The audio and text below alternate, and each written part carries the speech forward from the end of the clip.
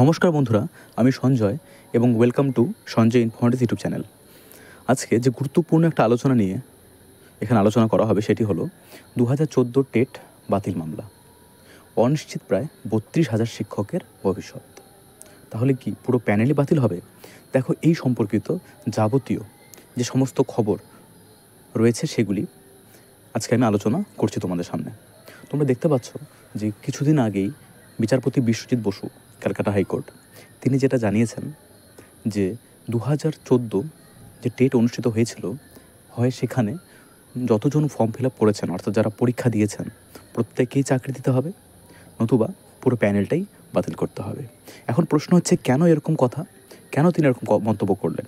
দেখো, এর আগেও আমরা জেনেছি যে জাস্টিস অভিজিৎ গঙ্গোপাধ্যায় প্রাক্তন, তিনি পুরো মামলাটি কিন্তু বাতিল করেছেন। অর্থাৎ 2014 সালে যে টেট এবং তার যে নিয়োগ এবং যার ফলে বহু শিক্ষক বিভিন্ন প্রাথমিক বিদ্যালয়ে কর্মরত, সেই পুরো প্যানেলটাকে কিন্তু তিনি বাতিল করেছিলেন।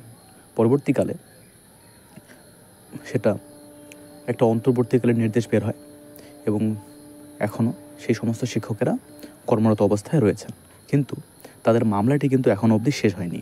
তো সেই ঘটনার পরিপ্রেক্ষিতেই বিচারপতি বিশ্বজিৎ বসু সপ্তাহখানেক আগে তিনি জানান যে এখানে পুরো ব্যাপারটাই কিন্তু একটা গোলমেল এবং পুরো ব্যাপারটাতেই কিন্তু একটা তিনি বলেছেন যে সমস্তটাই কিন্তু একটা ধামাচাপা দেওয়ার চেষ্টা চলছে।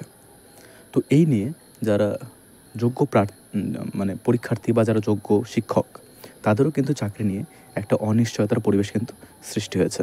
তোমরা সকলেই জানো যে বর্তমানে পশ্চিমবঙ্গ প্রাথমিক শিক্ষক নিয়োগের যে স্ক্যাম, সেটা কিন্তু শুধু পশ্চিমবঙ্গ নয়, এখন সারা ভারতবর্ষেই অত্যন্ত জনপ্রিয়তা লাভ করেছে।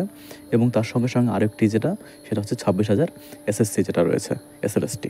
তো এই দুটো মামলা কিন্তু বর্তমানে সারা ভারতের একটা টপিকের বিষয়বস্তু। এবং সত্যি পশ্চিমবঙ্গের এহেন শিক্ষা ব্যবস্থা কিন্তু সত্যি বা নিয়োগ প্রক্রিয়াতে কিন্তু একটা বড় প্রশ্নচিহ্ন উঠে এসেছে। তো আমরা এসএলএসটি 26,000 নিয়ে আলোচনা করছি না, আমরা আলোচনা করছি প্রাথমিক টেট 2014-তে যে নিয়োগ হয়েছিল। আমরা জানি যে প্রায় কিন্তু 60 থেকে 70,000 কিন্তু নিয়োগ হয়েছে এবং 49,000 সামথিং কিন্তু শিক্ষকেরা চাকরি পেয়েছেন। এবং সেখান থেকে এখনও বহু রয়েছেন ক্যান্ডিডেট যারা এখনও কিন্তু গ্রহণ বা শিক্ষকতা কিন্তু করছে না, বা তারা কিন্তু নিয়োগপত্র পাননি। তো এই সংক্রান্ত বিষয়েই বিশ্বজিৎবাবুর যেটা মন্তব্য সেটি হলো যে সবাইকেই হয় চাকরি দিতে হবে। তিনি এই কথাটি একটা আইরনিক্যালি বলেছেন যে যেহেতু মামলাটা নিষ্পত্তি নিয়ে একটা মামলাটা নিষ্পত্তি কবে হবে এবং কী প্রকারে হবে তা নিয়ে যেমন সন্দিহান, এবং কোনো রকম তথ্য যেগুলো খুবই প্রয়োজনীয় তথ্য সেগুলি কিন্তু দিতে পারছে না প্রাথমিক শিক্ষা পর্ষদ। যেমনটা এসএসসির ক্ষেত্রেও, এসএলএসটির ক্ষেত্রেও 26,000 যে শিক্ষক নিয়োগ সেটা যেমন অবস্থায় রয়েছে, তো প্রাথমিক শিক্ষক যে নিয়োগ 2014 টেট সেটাও কিন্তু একই অবস্থায় রয়েছে। তো সেক্ষেত্রেই 32,000 যে শিক্ষক, আমরা জানি যে তাদের জাস্টিস অভিজিৎ গঙ্গোপাধ্যায় মহাশয় প্রাক্তন, তিনি কিন্তু বাতিল করে দিয়েছিলেন। পরবর্তীকালে তারা কিন্তু এখনও তাদের সার্ভিস দিয়ে যাচ্ছেন, কিন্তু পুরোপুরিভাবে একদম তাদের কিন্তু ক্লিন চিট দেওয়া হয়নি, অর্থাৎ সেই মামলাটি কিন্তু বর্তমানে ঝুলে রয়েছে। তো এই নিয়েই কিন্তু একটা খুবই অসন্তোষের মধ্যে রয়েছেন জাস্টিস বিশ্বজিৎবাবু।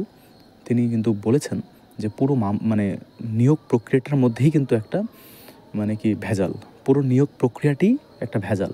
যেহেতু ওএমআর শিট কিন্তু জ্বালিয়ে দেওয়া হয়েছে, আমরা সকলেই জানি। তো ওএমআর শিট যেহেতু জ্বালিয়ে দেওয়া হয়েছে, তাই সেরকম কোনো নথি বা তথ্য কিন্তু আর পাওয়া যাচ্ছে না এটা ভেরিফাই করার জন্য যে কারা সত্যিকারই যোগ্য এবং কারা অযোগ্য চাকরি পেয়েছেন। এবং এটা কিন্তু এক সর্বজন বিদিত যে 2014 টেট যেটা হয়েছিল এবং সেখানে যে নিয়োগ হয়েছিল সেটার মধ্যে কিন্তু একটা বড়সড় স্ক্যাম লুকিয়ে রয়েছে, এটা কিন্তু আর বলার অপেক্ষা নয়। তো সেই বিষয়ই কিন্তু এই তথ্য যেটা উঠে এসেছে, যেটা একটা খুবই বর্তমানে সেই সমস্ত শিক্ষকদের যারা যোগ্য বা 32,000 যে শিক্ষক রয়েছেন তাদের ভাগ্য কিন্তু ঝুলে রয়েছে এই মামলাটির ওপর। তো দারুণ একটা মোড় নিয়েছে বলা যেতে পারে, আমরা বলতে পারি। তো এই একটা ইনফরমেশন তোমাদের জানানো হলো। সকলকে ধন্যবাদ।